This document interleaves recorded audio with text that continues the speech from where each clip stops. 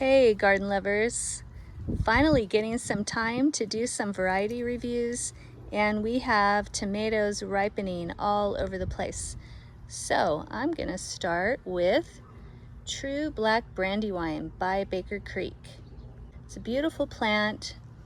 This is one of the first plants that we transplanted out of the greenhouse, and we moved it out too early. It was really struggling for a few weeks, so I wasn't sure how it was going to do, but definitely bounced back. Once the low temperatures started warming up, then this plant did great.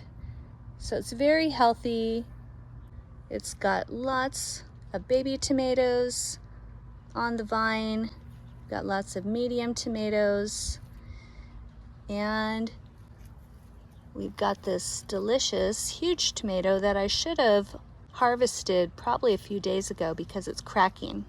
So we'll be tasting in a minute, and then we're gonna make a delicious tomato sandwich.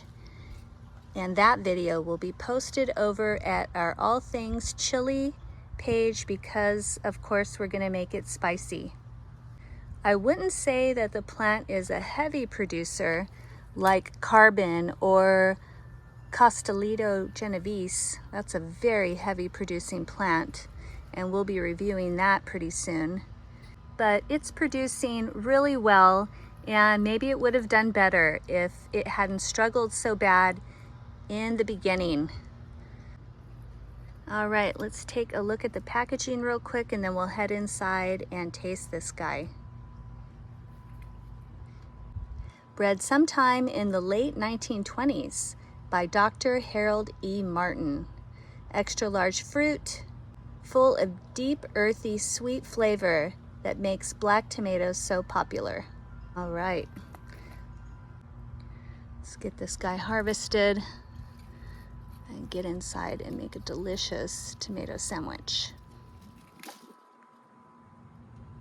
This guy should have been harvested before it cracked and sat on the counter to fully ripen because it doesn't look like it's fully ripened, but since it's cracked, he's gonna have to get eaten.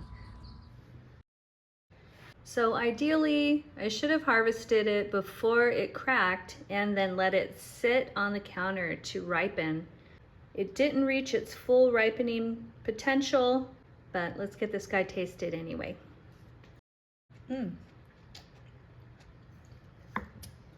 That is very, very good flavor, especially taking into account that it's not fully ripened.